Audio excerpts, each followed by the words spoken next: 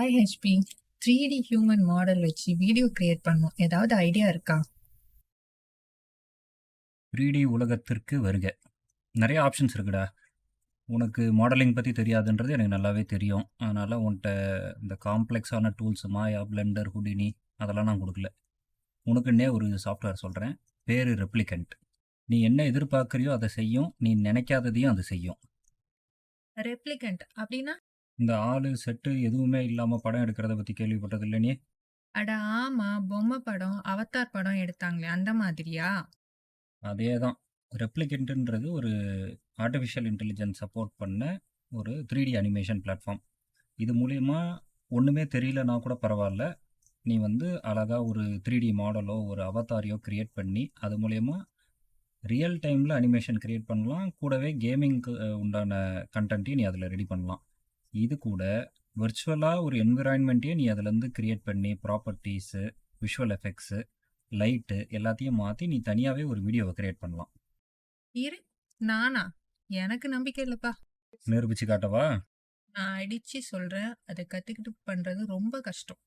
சரி, அப்போது நான் ரெப்ளிகண்ட் வந்து ஒரு சப்ப மேட்டர் சால்ட் வாட்டர்னு சொல்லிட்டா, ரெப்ளிகண்ட் டீமுக்கு ஒரு வணக்கம் வாங்கிறியா? சரி, சவாலுக்கு நான் ரெடி. நீ ப்ரூவ் பண்றியா? சரி, நான் உனக்கு சொல்லித்தரேன். நீ ஒன்று ஸ்க்ரீனை பாரு, அப்படி இல்லைன்னா www.replicant.com அப்படின்ற வெப்சைட்டுக்கு போயிட்டு சப்ஸ்கிரைப் பண்ணு. பைசா கொடுத்து தான் ட்ரையல் பார்க்கணுமா? என்னாலாம் முடியாதுப்பா.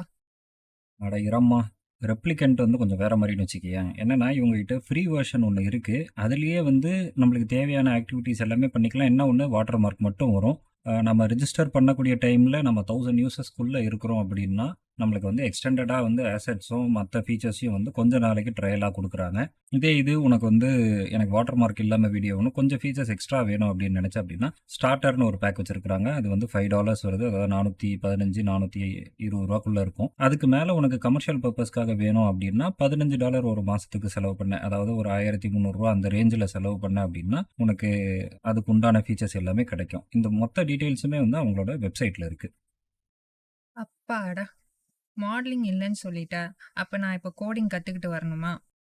அட இரம்மா, முதல்ல நான் சொல்லி முடிச்சிடுறேன். எபிக் கேம்ஸ் அப்படின்றத ஃபஸ்ட்டு நீ டவுன்லோட் பண்ணணும். அது வந்து உனக்கு store.epicgames.com அப்படின்ற வெப்சைட்டில் இருக்கும். நீ அங்கே போயிட்டு இதை இன்ஸ்டால் பண்ணிவிட்டு நேவிகேஷன் பேஜில் போயிட்டு ஸ்டோர் அப்படின்ற இடத்துல ரெப்ளிகண்ட்டுன்னு சர்ச் பண்ணி இன்ஸ்டால்னு கொடுத்துரு. இது வந்து ஒரு ஸ்டாண்டர்லோன் வெர்ஷன், அதாவது மொத்தமாக கம்ப்யூட்டர்லேயே டவுன்லோட் ஆகி ரன் பண்ணக்கூடிய ஒரு அப்ளிகேஷன். அதனால் குறைஞ்சது ஒரு 120 140 ஜிபி வரைக்கும் உன்னோட ஹார்ட் டிஸ்க் ஸ்பேஸ் எடுத்துக்கும். சரி, அப்போ நான் டவுன்லோட் பண்ணிட்டு ஓபன் பண்றேன். நல்லது, முடிச்சுட்டு ஓப்பன் பண்ணு. அநேகமாக என்னோட ஹெல்ப் இனி உனக்கு தேவைப்படாது. பார்க்கலாம்.